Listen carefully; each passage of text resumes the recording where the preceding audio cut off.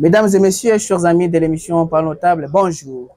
Merci beaucoup à vous tous qui allez nous suivre sur la radio-télévision Veritas au niveau de la province de Lomami dans la ville de Cabinda. Merci également à tous ceux qui vont nous suivre à travers le monde sur notre chaîne CFF Télévision. La présentation, vous attendez la voix de Moïse Boubo. Sur ce plateau, nous recevons pour vous le président urbain et un ancien président de la société civile et actuellement notable de la province de Lomami. Il est avec nous sur ce plateau à qui nous disons bonjour, président urbain. Bonjour, monsieur le journaliste. Comment vous allez? Non, ça va, par la grâce de Dieu. Merci d'avoir accepté notre invitation, car ce n'est pas facile. Nombreux sont ceux qui fuient notre micro. Merci aussi de m'avoir invité. Sur ce plateau, nous vous avons reçu pour parler de la situation actuelle de votre province de Lomami. Vous êtes sans ignorer que notre pays venait de traverser les élections au niveau de toutes les provinces. Il y avait eu élection des gouverneurs, élection des sénateurs. Personnellement aussi dans votre province de Lomami, il y en a eu. Et par rapport à tout ce qu'il y a eu comme organisation dans la province de Lomami, par rapport à ces élections de gouverneurs et sénateurs, quelle a été votre lecture, votre observation? Bon, de toutes les façons, de loin comme de près, mon observation était générale. Okay. Bien qu'il y ait des élections à Cabinda, il y a eu des élections partout, sur toutes les tribus de la République. Bon, nous avons observé, ce qui nous a beaucoup plus intéressé, ce sont les résultats qu'on a eu. Il y a eu des élections sans incident et consorts, bien que, en fait, c'est une œuvre humaine qui ne peut pas manquer, en fait, certains désagréments, mais quand même, enfin, il y a eu élection. Aujourd'hui, vous aurez reconnu, nous citons ici Maître Yvon Kalombo, on dirait votre nom. Oui, ce n'est qu'une coïncidence, bien sûr. Mais quand même, qu'est-ce que, parce qu'aujourd'hui, tout ne marche presque pas dans la province de Lomami. Parce que aujourd'hui, la province souffre des routes, que ce soit les routes à dessert agricole. Aujourd'hui, les problèmes d'eau posent problème. Il y a beaucoup de problèmes dans la province aujourd'hui. Quelles sont les priorités des priorités? Et par où est-ce que ces gouverneurs, les nouveaux gouverneurs, peut-ils commencer? Bon, en fait, avant de passer à toute éventualité, je voudrais présenter en fait mes félicitations aux nouveaux dirigeants de ma province, puisqu'il s'agit de ma province. Ok. Je veux encore leur accorder une chance de la réussite de leur mandat qu'on leur a donné. Je m'appelle, c'est un membre de l'IDPS. Bon, je n'ai jamais été... Mais un candidat indépendant. Lui, il est candidat indépendant. Bon, ça ne peut pas me surprendre, mais vous savez, les Congolais ont une manie. Et demain ou après-demain, vous entendrez qu'il n'était pas indépendant, il vient d'un parti politique. Bon, ça, ce sont des choses que nous connaissons. J'ai déjà commencé à entendre beaucoup de choses qui se disent autour de lui. Bon, là, on apparaît avec... Et venant sur les priorités. Ok. Bon, les priorités, de toutes les façons, moi, je pense que les nouveaux gouverneurs ont du pain sur la planche. Okay. Les combles que ce sont les gens qu'on place là comme des étiquettes. Comment ça, les étiquettes? Je vais m'expliquer. Vous savez, il est issu des élections indirectes. Ce sont les députés provinciaux qui élisent. Les grands électeurs. Les grands électeurs. Ce sont vraiment des élections compliquées. Okay. Vous n'allez pas me dire que ces députés-là ont élu ces gouverneurs par condescendance. Ils ne vont pas tirer par conviction, par projet. Parce bien que par conviction, mais ce n'est pas par condescendance, c'est parce qu'ils savent qu'il y a des prorata à tirer là. C'est pourquoi vous verrez, moi j'ai toujours donné 3 points devant lesquels le gouverneur sera confronté. Okay. Le premier point, c'est-à-dire quand tu l'es élu là, il doit d'abord chercher à se positionner afin de payer les dettes qu'il a contractées d'ici de là pour qu'il soit ce qu'il est là. Donc les priorités, si on comprend bien, les priorités, c'est commencer par payer. Je ne suis pas encore dans les priorités. Là, je suis encore dans la personne. Parce que notre question était de savoir les priorités des priorités. Je vais chuter, je vais venir là-bas. Okay. Laissez-moi, ne m'abattez pas. Je vais venir là. D'accord, vous avez la parole. Pour le moment, le gouverneur a 3 principaux problèmes qu'il attend. Okay. Qu'il attend plutôt. Le premier problème, il doit d'abord travailler dur pour payer les dettes qu'il a contractées pour qu'il soit élu comme gouverneur. Puis tous les députés qui l'ont voté là, ils ont signé des concessions. Il y en a qui ont demandé de l'argent et qu'on sort. Le deuxième point... Mais si cela a été payé en avance, où est le problème? Oui, mais c'est pourquoi je parle des dettes. Je ne pense pas qu'il a sorti cet argent-là de sa poche. Mais il y avait les mentors quand même. Oui, mais les mentors là, ce n'est pas son argent. Quand quelqu'un vous donne quelque chose, c'est-à-dire au retour, vous devez retourner. C'est pourquoi je parle des dettes. Alors, il doit chercher à payer ces dettes-là. Et deuxièmement, il doit chercher à se faire un standing en tant que gouverneur. N'est-ce pas? Il doit chercher les moyens pour qu'il puisse atteindre ces niveaux de standing-là. Et troisième point, il doit encore travailler, dire pour son lendemain. Donc, après le gouverneur, après le gouvernorat, il sera qui? Il doit travailler pour ces trois points-là. Voilà. Vous voyez il est devant beaucoup de problèmes qu'il ne saura pas résoudre. Et vous serez surpris peut-être de trouver ou de constater qu'il est sorti tel qu'il était entré, il n'a rien fait. Puis ce sont les cas là, vous êtes inspiré de quoi? Des anciens gouverneurs qui sont sortis ou votre expérience personnelle ou quoi? Bon, pas l'expérience personnelle, non, ce sont les choses que nous avons vécues. C'est pourquoi je vous ai parlé au départ de ces élections ici. Ce sont les élections indirectes. Je peux vous donner une anecdote. L'ex-gouverneur Kamanda, quand il était encore gouverneur à Kabila, là j'étais encore président. À l'époque, lui était... Je suis allé lui présenter les carnets de charges, les cahiers de charges plutôt. On échangeait, on était en comité. Qu'est-ce que lui va me dire? Il dit, oh, président, est-ce qu'un chrétien peut faire la politique? Mais c'est vous qui posez la question, je ne sais pas vous répondre. Non. Avec tout ce que je vois dans la politique ici, un chrétien ne peut pas faire la politique. Moi, je dis pourquoi? Et en tout cas, la politique, surtout celle du Congo, c'est la mauvaise foi, c'est la haine, c'est la jalousie. Je dis, vous pouvez vous imaginer que moi, quand je suis arrivé ici, j'avais... Là, vous parlez de l'ancien gouverneur Kamanda. L'ancien gouverneur Kamanda. Le premier Sopédi de la province. Oui. C'est le tout premier gouverneur. Le tout premier gouverneur. Voilà. Il me dit, moi, quand je suis arrivé ici, j'avais mes priorités. Maintenant, quand je voulais mettre en pratique ce que moi je voulais, ce sont les politiciens qui me disaient non, ça, ce n'est pas prioritaire. Il ne faut pas faire ça, ce n'est pas prioritaire. Donc, et je me suis rendu compte peu après qu'ils ne voulaient pas que je fasse les actions qui peuvent laisser mon nom ici. C'est pourquoi je disais qu'un chrétien ne peut pas faire la politique. Alors, je reviens sur les priorités que vous m'avez demandé. Cabinda est enclavé. Dernièrement, au mois de février, si j'étais à Cabinda, il faut ne pas être natif de Cabinda. Quand même, vous avez vu l'état de lien dans lequel se trouve aujourd'hui. Je connais Cabinda, moi je suis en cheval Cabinda Kinshasa. Chaque fois je me rends Cabinda, je connais tout ce qui se passe à Cabinda là. Cabinda en tout cas, ça donne le goût de pleurer. Si réellement vous êtes natif de Cabinda, vous ne pouvez pas apprécier ce qui se passe. C'est sur base de ça que Cabinda est enclavé. Cabinda est enclavé. S'il faut parler des priorités, moi je pense qu'il faut prioriser les priorités. Moi, je pense que la priorité qu'il faut prioriser, c'est d'abord les voies, les routes. Pour désenclaver un milieu, il faut commencer par les routes. On ne commence pas par l'électricité, par l'eau et consort, tout ça. Mais il faut commencer par les routes. Puisque c'est à partir des voies-là qu'on sait aller partout, par-ci, par-là, chercher comment investir à Cabinda. Là, vous parlez de quelles routes? Parce qu'il y a les routes d'intérêt national. Je parle d'abord les routes à intérêt national. Les routes à dessert agricole, bien sûr, ça c'est pour peut-être ramener ce qu'on produit à l'intérieur pour que ça arrive au centre-ville. Bon, là, je comprends. Mais d'abord, les routes à intérêt national. Ce n'est pas un combat du gouverneur. Il y a des relations, non seulement au niveau des Kabila, non seulement au niveau de Kinshasa, même au niveau international.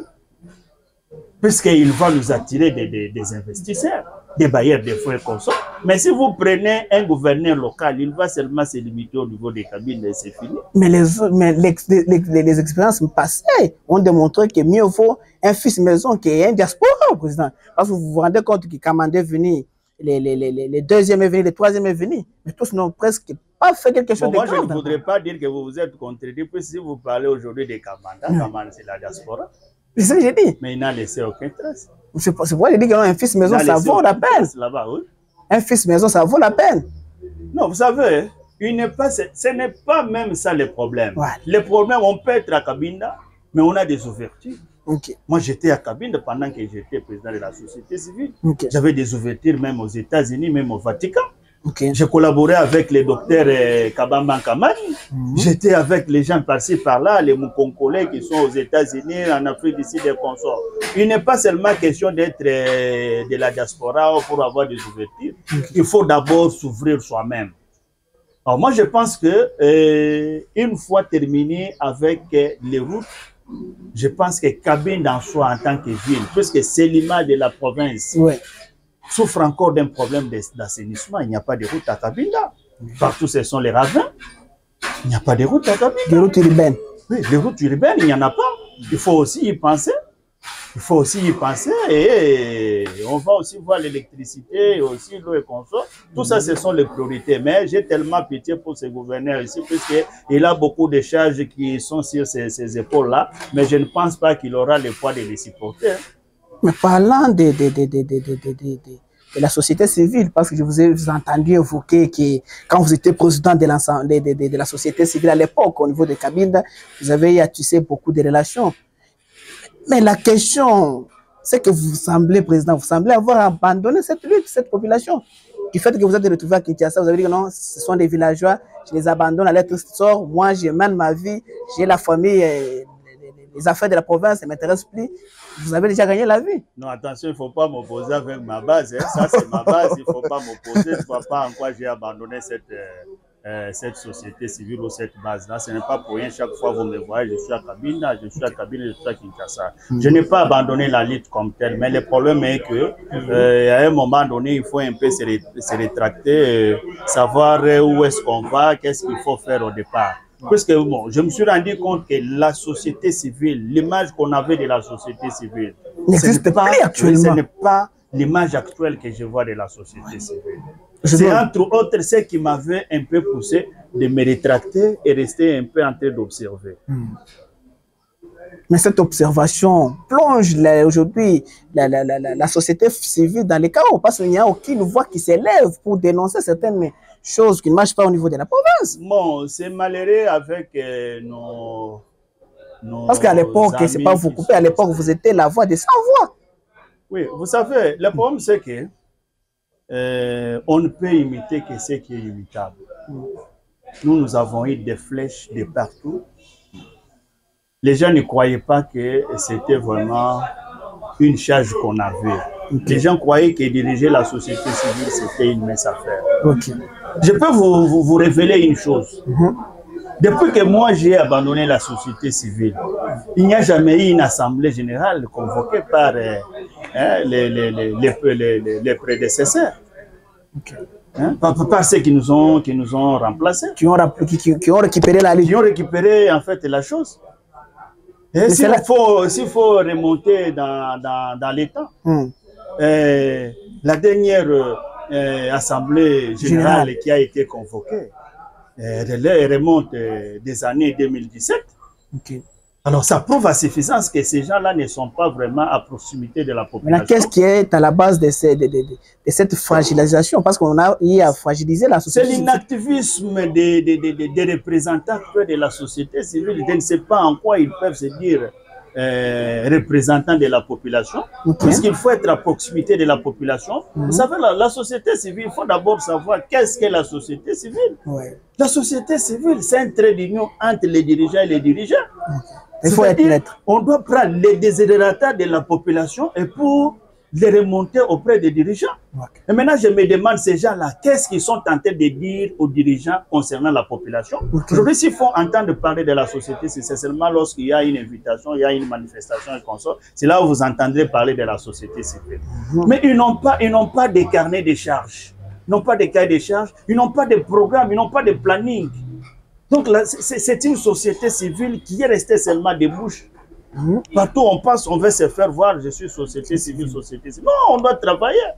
Nous, on ne caressait pas quand on était dans la société civile. Il fallait dénoncer là où il faut dénoncer. Il fallait travailler là où il fallait travailler. Mais aujourd'hui, on n'entend pas la société civile. Mais vous pouvez quand j'étais à Cabine, là, chaque fois, l'OCAPI m'interviewait. Et RTGA, Digital et Consort, j'étais en contact permanent, même ceux qui de l'extérieur. C'était de cette façon-là qu'on travaillait. Mais aujourd'hui, en tout cas, je sens vraiment l'inactivisme Mais, par exemple, vous pouvez quand même être leur coach, coacher les autres, parce que tout ça s'apprend aussi. La lutte aussi, ça s'apprend. On ne s'improvise pas coach. Pas s'improviser comme tel, on ne s'impose pas. Vous savez, dans toute chose, on apprend. Tant qu'on est encore sur la terre, nous sommes obligés d'apprendre. Moi, je ne voudrais pas dire que c'est moi qui connais tout de la société civile. Mais ce que je peux me dire aujourd'hui, j'ai eu à connaître beaucoup de formations, beaucoup d'ateliers de la société civile. Ce sont nos amis là qui devraient venir vers nous afin d'épuiser ce que nous avons à y acquérir. Mais maintenant, elles restent dans leur camp, ils nous voient peut-être nous comme leurs ennemis. Bon, comment on peut aller vers ces gens-là? Ce qui veut dire qu'il reste divisé, la société civile. Non, qui a divisé la société civile? Moi, je pense que la société civile reste une et indivisible. Mais peut-être vous pouvez parler des dirigeants. Ça, ce n'est qu'un petit comité là, des gens qui dirigent. Mais quand vous regardez la population, elle reste unie. Elle est telle qu'elle a été là, mais elle manque une seule personne seulement qui peut la soulever. Mesdames et messieurs, je rappelle que vous suivez l'émission Parole aux notables. Sur ce plateau, vous entendez la voix du président Urbain Kalombo, un notable de la province de Lomami. Merci à vous tous qui nous suivez à Lubao, à Kamana, Menga, ceux qui nous suivent sur place ici dans la ville de Cabinda. Merci à vous tous qui allez nous suivre en Afrique du Sud, aux États-Unis, en Suisse, et tous ceux qui vous aussi vous allez nous suivre en Nevada. C'est l'émission Parole notable. Nous avançons avec cette émission avec le président Urbain Kalombo qui est avec nous sur ce plateau. Président, on dit souvent qu'un vrai leader est celui qui laisse les disciples. Mais vous, dans votre élite comme président de la société civile, aujourd'hui, quand vous regardez la province de Lomami ou bien quand vous descendez vous-même à Cabine, comme vous l'avez dit ici, sur le terrain, vous avez quand même à laisser des jeunes qui mènent aussi les mêmes combats que vous. C'est que vous avez quand même à former. Oui, vous savez, nous avons eu à former, même certains des membres qui dirigent la société civile ici, ils ont eu à suivre en fait nos formations. S'ils n'arrivent pas à les mettre en pratique, c'est peut-être pas mauvaise foi. Tout ce qu'on faisait à Cabine là, on ne les faisait pas la nuit, on les faisait pendant le jour. Alors aujourd'hui, le problème qui ronge la société civile, c'est la fragilité. Mais ils sont étouffés. Les meilleurs sont là. Vous savez, aujourd'hui, on voudrait bien promouvoir la médiocrité. Vous voyez, nous, si nous avons eu à avoir beaucoup de problèmes au sein de la société civile, c'est parce qu'on n'était pas flexible. N'est-ce pas? On était pragmatique. N'est-ce pas? On était objectif. Maintenant, les gens n'aiment pas. Les gens, surtout les dirigeants, les politiciens actuels, ils aiment les gens qui manipulent facilement. Ils aiment les gens qui ne raisonnent pas. Ils aiment les gens qui ne réfléchissent pas. Voilà. Si vous êtes vraiment, vous avez ces qualités-là, vous êtes bienvenus chez eux. Mais s'ils se trouvent dans vous, un certain... Président Urbain Kalombo, vous savez bien que la télévision, la radio, c'est l'État. Aujourd'hui, nous avons les nouveaux dirigeants à tous les plans. Nous avons un nouveau président de l'Assemblée provinciale de Lomami. Nous avons un nouveau gouverneur de la province de Lomami. Tous, c'est presque votre génération. Quel est votre message à ces nouveaux dirigeants de la province, en commençant par les gouverneurs, le président de l'Assemblée et les autres dirigeants, chefs de quartier, bourgmestres et consorts? Bon, vous savez, tous ces mondes-là, bien que peut-être parler de ma génération, bon, j'encaisse, mais... Ce sont des petits. Non, bon, en fait, on est petit en quoi? En âge, j'ai parlé de l'âge. Question d'âge et consort. Il est question, un petit peut raisonner plus que le vieux. Voilà, la maturité. Voyez-vous, un problème de maturité. C'est pourquoi je ne voudrais pas qu'on s'attelle beaucoup sur la génération, mais ce qui est essentiel, c'est de travailler, donner le meilleur de soi. Alors moi, je pense que ce que je peux leur donner comme conseil, c'est de sortir de ces conglomérats d'aventuriers. Nous avons connu beaucoup d'aventuriers politiciens. Vous savez, les Congolais, ils aiment trop des discours. Et la plupart de ces discours-là, ce n'est pas la personne elle-même qui écrit son discours, Ce sont les idées ramassées par-ci par-là. Et quand il sent qu'il y a une musicalité dans son discours-là, il se frotte même les mains. Aujourd'hui, moi, vous pouvez faire votre discours du matin au soir. Chez moi, ça ne me dit rien. Mais il faut travailler. Les discours, nous en avons connus. C'est déjà une manie pour beaucoup de politiciens. Mais il faut travailler au lieu de nous dire de n'importe quoi. Moi, si aujourd'hui on me votait comme gouverneur, je ne peux même pas donner de discours. Mon discours, ce sera le travail que je vais faire aujourd'hui. Alors, moi, ce que je peux leur demander, puisque je ne peux pas au départ les juger, c'est de mettre du sérieux. C'est de savoir que tout ce que nous sommes en train de faire ici, ce sont les jalons que nous sommes en train de planter, même pour les générations futures. Aujourd'hui, j'avais dit même au gouverneur Kamanda, vous êtes le premier gouverneur de ces démembrements ici. Le premier gouverneur, vous devez laisser des traces. Oh, j'ai construit à Monédé, écoutez, vous avez construit à Monédé, c'est de la province de Lomami. Mais le chef lié, c'est Kabinda. Il fallait construire à Kabinda, qui est le chef lié. Vous laissez des traces. Aujourd'hui, quelles sont les traces que Kamanda a laissées? Il est effacé, on ne sait plus parler de Kamanda. Lubamba, là, quand vous passez à Kabinda, là, quelle est l'image que Lubamba a laissée? Aujourd'hui, les pauvres Nathan ici, il a laissé quoi? Moi, j'ai pitié. J'avais eu pitié même de Nathan quand j'avais appris qu'il était candidat gouverneur. Je savais intérieurement qu'il ne ferait rien.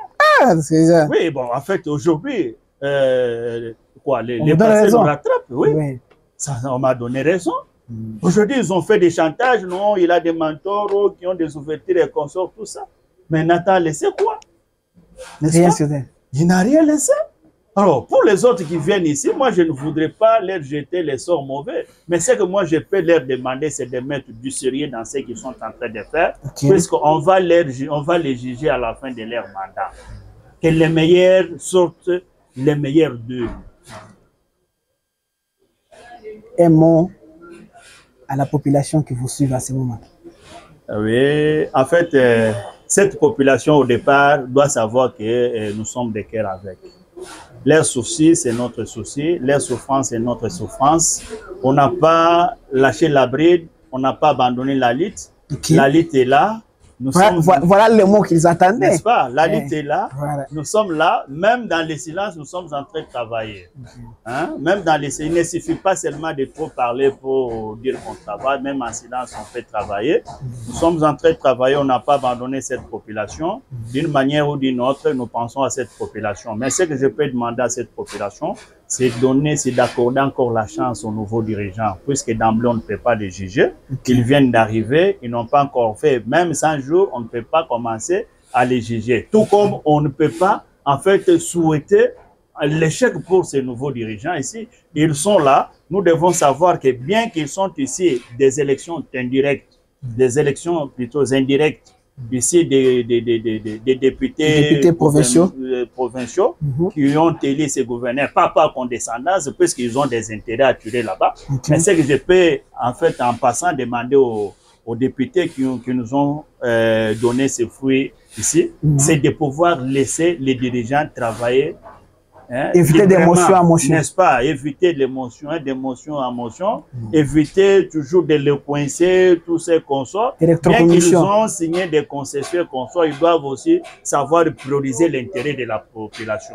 Alors, si je peux revenir à cette population, concernant ce que vous m'avez demandé, c'est de pouvoir demander à cette population de donner encore une fois de plus confiance aux dirigeants actuels, puisqu'ils sont le fruit de nos volontés, puisqu'aujourd'hui, si on n'avait pas élu les députés provinciaux, et aussi ne pouvaient pas à leur tour élire les gouverneurs, tous les dirigeants à tous les niveaux de la province. Alors, comme ce sont les fruits de nos efforts, autrement dit, ce sont nos enfants, je n'ai jamais vu un parent avoir son enfant et souhaiter à ce que son enfant là puisse échouer. Bref. Alors, c'est comme Oazeo qui disait,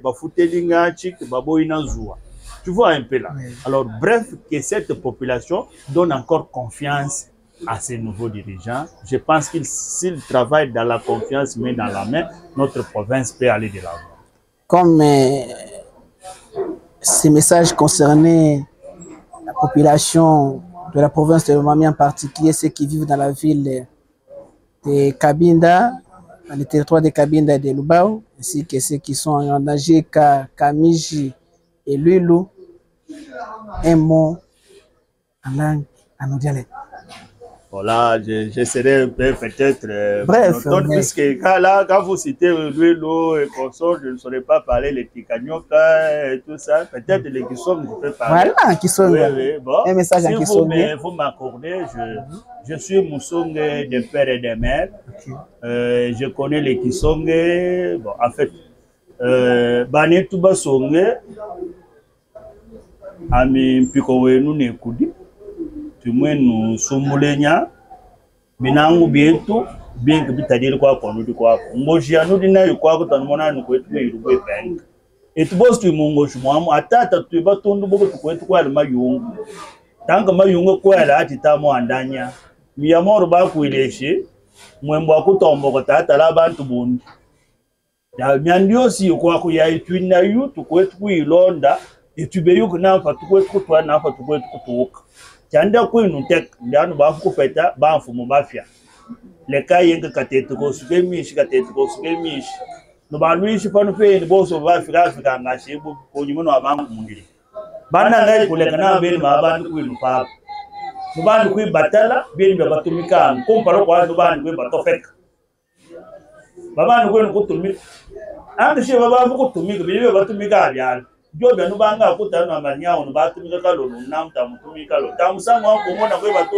kwando talanga cha undi ashimulembo wanje banga tatumika chintu nya tatumika tamulemenya tatumika tambiri nya binango byatumika na muntu panumufanga mwazu mwika ntumika mu butalale utumika na mumpana bibu ebafe na mu confiance mibalike batumika kalolo Benifa balu ijamwa no amone mokwe baleje tankansi ayo suma yunganya yo mando so na kibangu kulungula bane na bane tubene be mu société civile ekudimba kwa kwelu mweru tambwa kwela anya chi oboye mutwelu mu société civile eyute takuiba kutumini kubukomesho ka kwelu mwelu nya chi boyile mu kwa kwelu mwelu wa kwile société civile fodi we dirigeant société civile.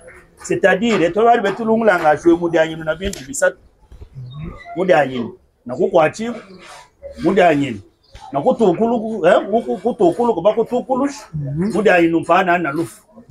Alors, wekano mwimu bya bintu bisatu bya bitolu kako ni mutarangu wekano muendo myukesho société civile ochitabi tabakukwata eyucheshi toenda acho titanganya kashemo febubi bokula febu na umokula société civile tapikuli ngo bwashimo